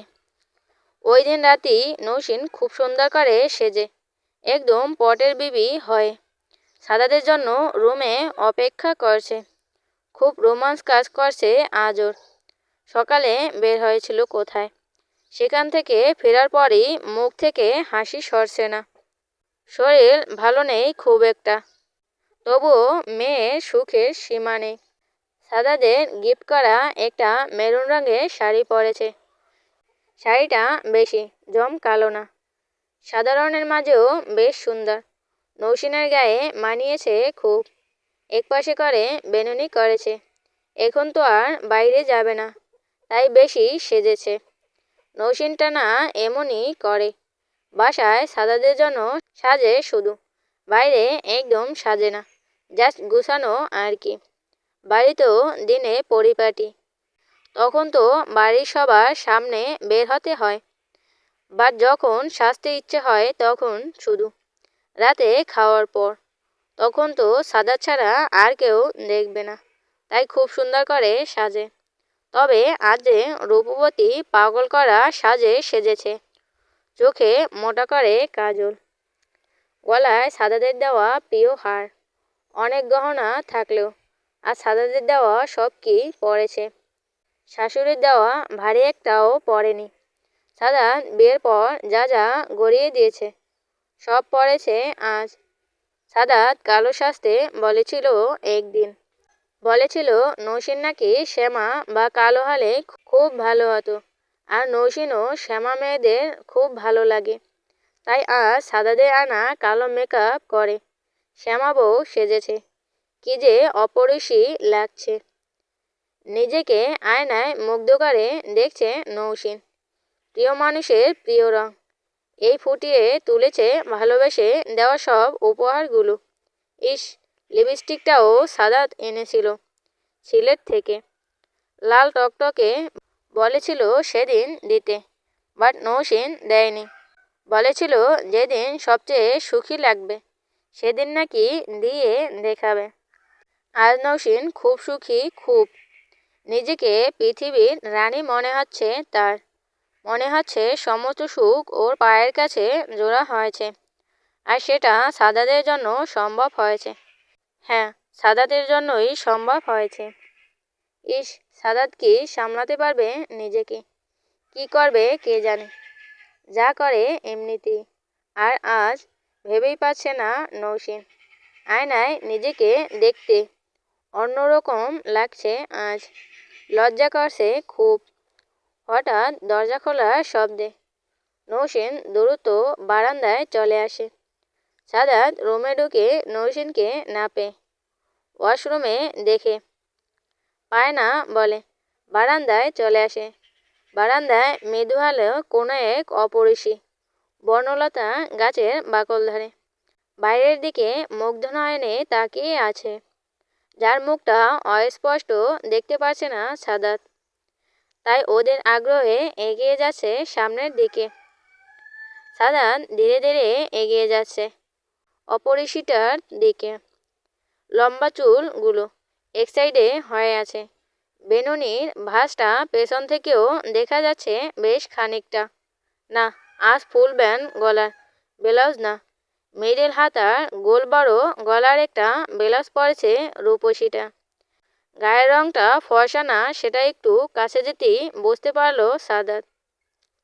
নিজের পছন্দ করা হারটা চিনতে খুব বেশি দেরি হলো না। খুশিতে আত্মহারা হয়ে যাচ্ছে সাদাত। সাদাত যে বড্ড লোভী, কখনো লোভ সামলাতে পারে না। জোরে ধরলো পেছন থেকে নৌসিনকে, নিজের দিকে ফিরিয়ে নিয়ে আরও স্তব্ধ হয়ে যায়। শ্যামা গায়ের রং, এই কাজল কালো চোখ, পায়ে সরু সাদামাটা মেরুন রঙের শাড়ি, গলায় পছন্দের হার, কানে নিজের গড়িয়ে দেওয়া মাঝারি ঝুমকো, যার উপর শখ করে কালো ডায়মন্ডের স্টোন বসিয়ে এনেছিল। সাদাদের দেওয়া সব কিছু পরেছে আজ নৌসিন। শ্যামলী রঙের অপরূপা দাঁড়িয়ে আছে সাদাদের সামনে। রক্ত জবার মতো লাল রঙের ঠোঁট, আহ কি সতেজতা। শিশিরে ভেজা দুর্বার ঘাসের মতো একদম। সাদাত নৌসিনের থুতনি ধরে নৌসিনের মুখটা কিছু উঁচু করে নিয়ে দেখছে। তোর রূপের আগুন জ্বালায়, খা করলি মোরে আঙ্গার সই। তোর শরীরের ভাঁজে আমায় ডুবাই নেড়ে যৌবন দেয়। তোর রঙেতে রাঙা আমায় মাতাল হওয়ার ভুল। সখী তোর দেহেতে মরব আমি, বিধাবো তোরে প্রেমের সুই। কোন এক বাউল গানের মাতাল ছুরি গান গাইল সাদাত, লজ্জায় চোখ বুজে আছে নৌসিন। সাদাত নৌসিনের দু চোখের পাতায় গভীর ভালোবাসা বিলিয়ে দিল। এই রূপবতী, কি করছিস এইসব তুই? তোর রূপের আগুনে দিবানিশি জ্বলি আমি। আমার ভালোবাসার মাতলামো বুঝি তোর এতই ভালো লাগে। এমনিতে ডাকলে তো পারিস, মাতাল হাওয়া বইয়ে দিতে পারি তোর শরীরে মনে। ইস, নারী জাতি বড়ই কুটলা, দেহ সাজায় আমার লাগি। ফের বলে ছুঁয়ো না নাগল ভয়ে ক্ষয়। আসলেই কি এত ভয়? ভয় থাকলে এভাবে সামনে আসো কেন রে মেয়েরা? বউ আমি মুগ্ধ, শ্যামলী নারী তোমার প্রেমে। আবারও হারিয়ে যাব রে আজ, তোর প্রেমেতে মাতাল হব আজ। ভুলে দেব আগের সব সুখ, ছাড়িয়ে যাব সব পূর্ণতা। সাদাত আর সামলাতে পারছে না, কাঁপা কাঁপা শরীরে দিকে আলোকপাত করে ধরে রাখতে পারেনি নিজেকে। গলার ভাঁজে মুখ ডোবায় সে, দুহাতে সাদাদের মাথার পেছনে চুল আঁকড়ে ধরে। গলায় আরো গভীরে চুমু বিলিয়ে দিচ্ছে সাদাত। নৌসিন সাদাতকে সামলে ছাড়িয়ে নিল নিজেকে, মুচকি হেসে রুমে চলে যায়। সাদাদের আর কি করার, সেও নৌসিনের পেছন পেছন রুমে ঢুকে। সোফায় গিয়ে বসে নৌসিন। সাদাত নৌসিনকে অনুসরণ করছে। সাদাদের এমন বাচ্চামো ভাব দেখে মিটিমিটি হাসছে নৌসিন। হেই নৌসিন, নজর সরাতে পারছি না। আহারে। সাদাত নৌসিনকে নিজের কাছে টেনে নিয়ে বলে, এত দাম, শেষ করে দেব সব, ভালোবাসি তো। নৌসিন মুখটা একটু ভেঙচিয়ে বলল, ইস, শেষ করে দেবে বললেই হলো, ছাড়ো তো। হুস। সাদাত বিভোর হয়ে দেখছে নৌসিনকে। নৌসিন সাদাতের চোখে চোখে চোখ রেখে আবেশিত করছে সাদাতকে। নিজেকে ছাড়িয়ে নিয়ে সোফা থেকে উঠে আলমারির দিকে এগিয়ে যায়। সাদাত ব্যর্থ একটা ভাব নিয়ে সোফায় গা এলিয়ে দেয়। নৌসিন ভালো হচ্ছে না কিন্তু, কত আকর্ষণীয় লাগছে, আর আমি দেখতে পারছি না। আলমারি খুলতে খুলতে জবাব দেয় নৌসিন, কি এমন লাগছে যার জন্য এত? আজব তো, কি এমন লাগছে মানে? তুই জানিস শ্যামরূপী হুর সামনে ঘুরছে আমার, আমার সব শক্তি শেষ হয়ে যাচ্ছে তোকে দেখে। আয় না কাছে, অ্যাটলিস্ট দেখি। আমি যদি কাছে যাই তাহলে কিন্তু ভালো হবে না। নৌসিন টি টেবিল থেকে একটা বক্স নিয়ে সাদাতের পাশে বসে। সাদাত নৌসিনকে দেখে যাচ্ছে শুধু, চোখ সরাতে পারছে না। এত অপরূপ কেন এই মেয়ে? শ্যামলা রং, এই রূপ যেন উপচে পড়ছে। সোনার গহনাগুলো সৌন্দর্য যেন এই গায়ের উপর পড়ে শতগুণ বেড়ে গেছে। লম্বা বেনুনের পাট আরও ভয়ঙ্কর সুন্দর করে তুলেছে মায়াবতীটাকে। সাদাত একটা ঘোরের মধ্যে চলে যাচ্ছে। গলার বাজে মুখ গোজার জন্য অনেকটাই এগিয়ে এসেছে। ঠিক তখনই পিছিয়ে যায় নৌসিন। উফ, এত অধৈর্য কেন তুমি? প্লিজ নৌসিন। নৌসিন আবারও ঠিক হয়ে বসে, বক্সটা হাতে দিয়ে খুলছে আর বলছে, আগে অন্য একটা জিনিস। কি?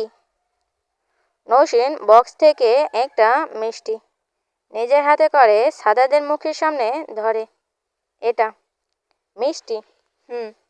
সাদাত নৌসিনের হাতটা সামনে থেকে সরিয়ে নৌসিনের কোমরে হাত দিয়ে নিজের কাছে সাথে মিশিয়ে নেয়।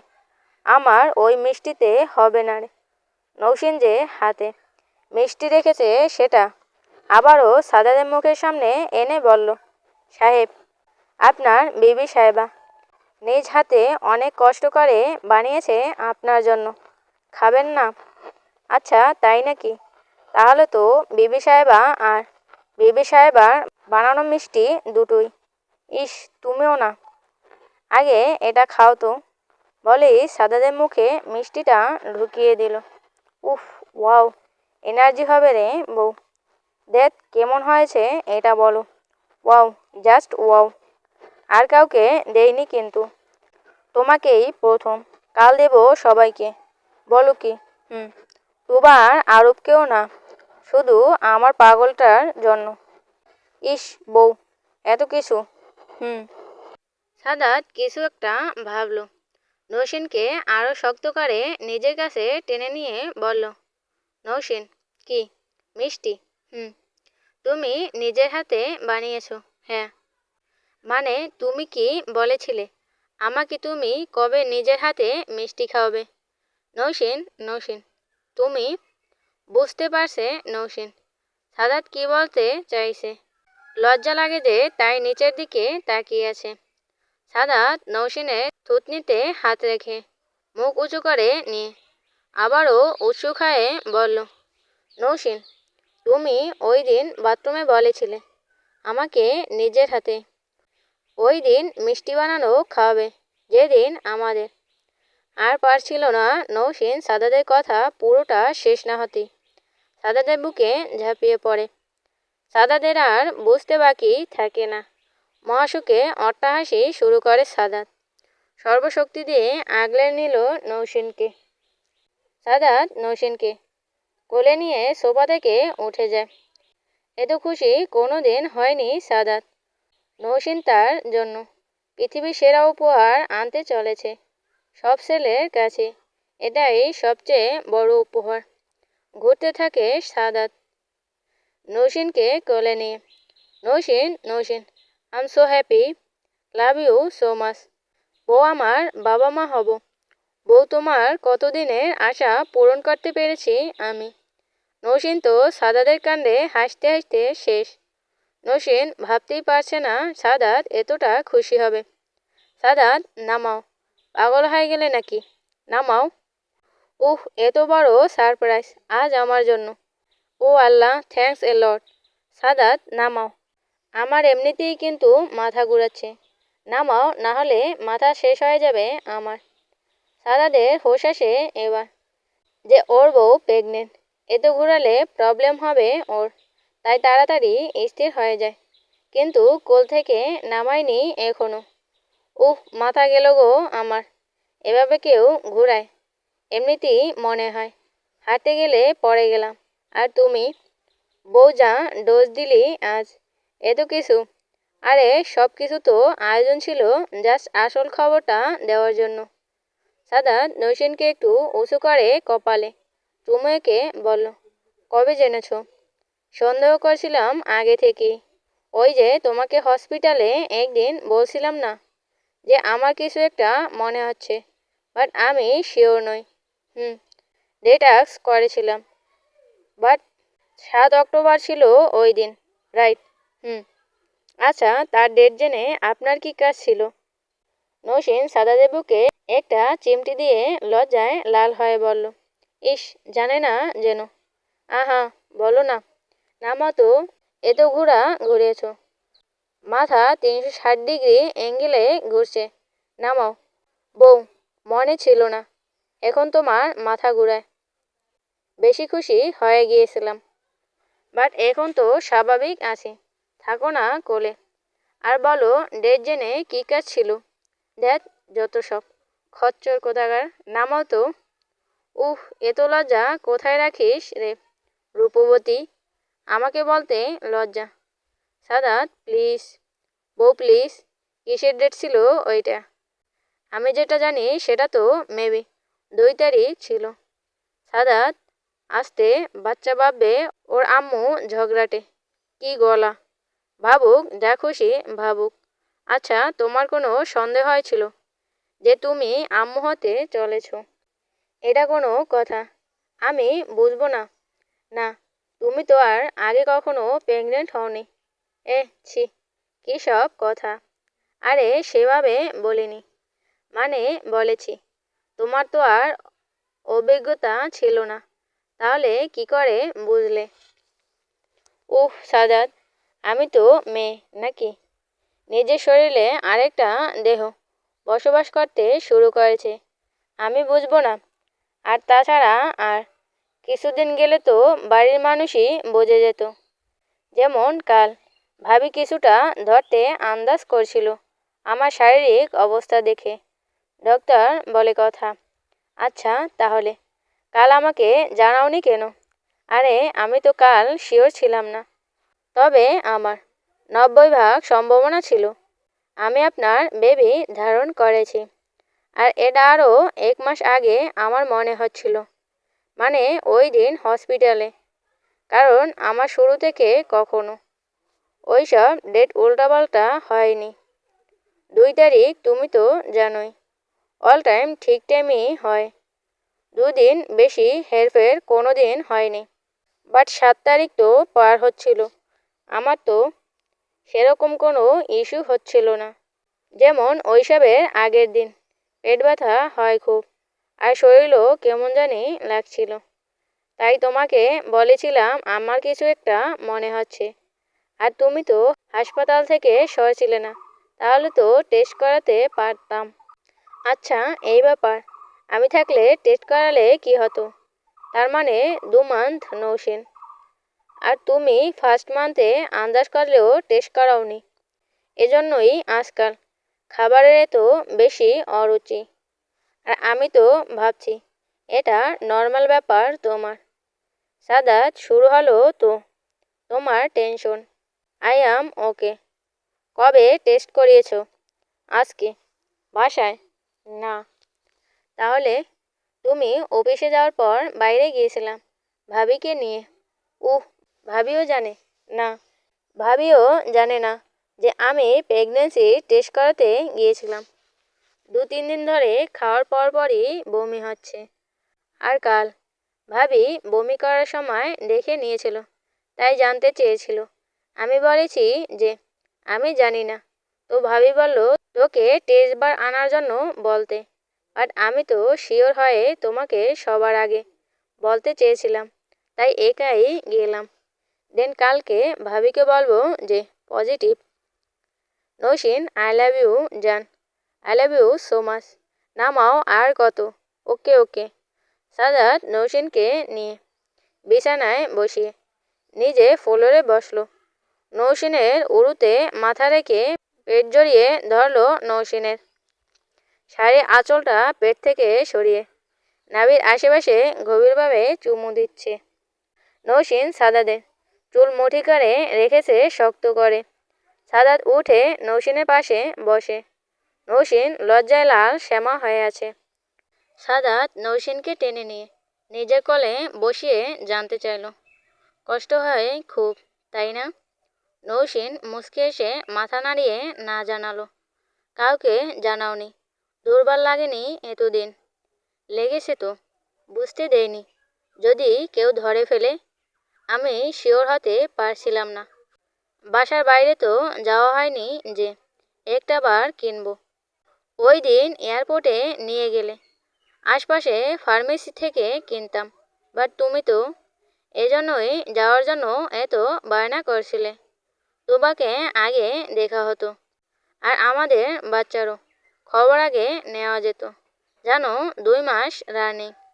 সাদাত নৌসেনের গলায় গভীরভাবে চুমু খেয়ে জবাব দিল, আমার বউ এত শক্ত। আমাকে আগে জানালে কি এত কষ্ট হতো? কাল রাতে তাহলে এই অস্বস্তির জন্যই ঘুম হয়নি তোমার? আমি তো কালকে বুঝেছি যে রাতে তোমার ঘুম হয়নি। একবার বলতে তো পারতে। খবর না হয় আজকেই দিতে। আমাকে বলতে হবে নৌসিন, কখন কেমন লাগছে। সাদাত এই জন্য না তোমাকে কিছু বলতে চাই না। এত টেনশন করো। ভালোবাসি তো। নৌসিন সাদাতকে জড়িয়ে ধরে বলল, আমিও খুব ভালোবাসি। আচ্ছা তা ম্যাডাম 2 মাস কি রানিং, নাকি 1 মাস চলে? 2 মাস এলো। উফ, 62 দিন। কি? ভেবাচেকা হয়ে যায় সাদাত নৌসিনের কথা শুনে। পা পড়ার সময় থেকেই আমার শরীর কেমন হচ্ছিল। তার 4-5 দিন পর থেকেই খাবারে গন্ধ নিতে পারতাম না। বাট বুঝতে দেয়নি তো কাউকে। আর আমিও সুযোগ পাইনি চেক আপ করানোর। আজ সকালে তুমি অফিসে যাওয়ার পরই। যদি প্রেগনেন্টই না হতে, তাহলে সাটিয়ে একটা থাপ্পড় বসাতাম। ফাজিল কোথাকার, কতটা কষ্ট হয়েছে, আর একা একা সব সহ্য করেছো। সাদা শুরু হলো তোমার শাসন করা। আমি কত কি করে বললাম। সাদাত মুচকি এসে নৌসিনকে জড়িয়ে ধরে বলছে, বউরে, কাল থেকে বুঝবি শাসন কাকে বলে। এই শোনো, সারাদিন আবার খাওয়া খাওয়া করো না। আমি যতটা পারবো খাওয়ার চেষ্টা করব। এনাফ, কাল থেকে আমি ভাববো। উফ, ঢং। এই ওয়েট, পেটে কি আছে বলতে পারবে? সেটা কি টেস্ট বলে দিয়েছে? দূর, 2 মাসে বলে নাকি? 2 মাসে বোঝা যায়। 6-7 সময় মেবি। আর আমি উইদাউট টেস্ট বলতে পারি। ছেলে আছে এখানে। No my queen. আমার রাজকন্যার অস্তিত্ব তোমার মাঝে। ইস, রাজপুত্র। হুম। হুপ। আমি কিন্তু একা না এখন। সো দমক দিলেও ভয় পাবো না আর। আচ্ছা, এইবার আসতে দাও, দেখো কি হয়। বাপ ছেলেকে তখন একসাথে পিটাবো। 19 থেকে 20 কষলি দেখাবো মজা। পাওয়ার খুব বেশি, খুব। আপনাদের 2জনের চেয়ে অবশ্যই বেশি। 2জনের চেয়ে বেশি। হুম। সাদাত নৈশিনকে নিজের বুকে চেপে ধরে শুয়ে পড়ে। পোস্ত বরাবর শোয়া, 2জনের পাই খাটের বাইরে। নিজের বুকের ওপর নৈশিনকে শক্ত করে বেঁধে রেখেছে সাদাত। আরে কি হলো? বউ, এত সুন্দর লাগছে তোকে, জাস্ট বলে বোঝাতে পারবো না। ইস, ঢং। সে তুই যাই বলিস, শ্যামবর্ণে এমন সাজে যে তোকে দেখতে পারবো ভাবিনি। আসুক না আমাদের ভালোবাসার ফসল, 2জনে তোর এমন হাল করব। তখন দেখবো এত রূপ তখনও থাকে নাকি। কী সব বলো। হুম। খুব হিংসা হয় তোর এই রূপ দেখে। সবসময় যদি আদর করতে পারতাম, তাহলে বোধহয় হতো না। কিছুদিন পর তো। কি কিছুদিন পর? আমাদের রাজকন্যার জন্য তোকে তো সব দিয়ে ভালোবাসতে পারবো না। যা, কি লজ্জা, কি লজ্জা। একা একা মা হওয়ার নিউজ লুকিয়ে রাখে যে মেয়ে, তার আবার এত লজ্জা। সাদাত, উফ। ওরে পাগলি, বুকে মুখ লুকাস কেন? বুকের ভেতরে নিয়ে যেতে ইচ্ছে হয়। হয়েছে, এবার ছাড়ো। বক্সটা খুলো। মিষ্টিগুলো সবাইকে দিব তো কাল। কাল তো মিষ্টির বন্যা বইয়ে দেব 2 বাড়িতে। সেটা একটু নষ্ট হোক, আগে তো তোকে নষ্ট করি আমি। বলতে দেরি হয়নি, সাদাত নৌসিনকে নিয়ে ঠিক হয়ে শুয়ে পড়ে। আর উল্টো হয়ে যায় সাথে সাথে। প্রিয়তমার পেট থেকে শুরু করে কমরস্থ উপর দিকে শুকিয়ে নিচ্ছে পাগল করা সুগন্ধ। গলার কাছে এসে থামে সাদাত। গলায় অনেক হাড় পড়েছে নৌসিন। মুখ গোজার জায়গা নেই বললেই চলে। কানে ঝুমকোও আছে। মুচকি হাসলো সাদাত। সাদাত এমনভাবে তাকিয়ে আছে, নৌসিন আবেশিত হতে বাধ্য হলো। বাধা দিতে ইচ্ছে করছে না, তবুও উঠে আসতে চাইছিল। সাদাতকে উপর থেকে সরিয়ে উঠে বসলো খাটে। নেমে যাওয়ার জন্য তৈরি হতেই পেছন থেকে জড়িয়ে ধরে সাদাত। ঘাড়ে মুখ গুজে হাড়ের লকেটগুলো এক এক করে মুখ দিয়ে খুলছে। আর বারবার কেঁপে উঠছে নৌসিন। লিকু করছে ছেলেটা। চাদর পা দিয়ে আঁকড়ে ধরেছে নৌসিন। চোখ এড়ায় না সাদাদের। বিট বসিয়ে দিল ঘাড়ে। আহ, আবারও আওয়াজটা শুনতে চায় সাদাত। তাই খোলা ঘাড়ে আবারও ভালোবাসার ব্যথা দিল। উফ। নৌসিন সাদাদের এমন কামড়ে নিজেকে সামলাতে পারে না। পাগল হয়ে যায় সে। দ্রুত উঠে যায় বিছানা থেকে। বক্সটা ঢেকে রাখে আগের জায়গাতে। পেছন ঘোরার আগে সাদাত নিজের বুকের সাথে মিশিয়ে নেয় নৌসিনের পিঠ। ব্লাউজের গলা বড় হয়, উন্মুক্ত পিঠে মুখ ডুবায়। ভালোবাসতে থাকে। পেটে স্লাইপ করছে অনবরত। নাভির কাছে হাত নিয়ে দুষ্টুমি শুরু করছে সাদাত। কানে ঝুমকো দুটো কামড় দিয়ে খুলে ফেলল। তারপর কানের লতিতে লাভ বিট দিচ্ছে।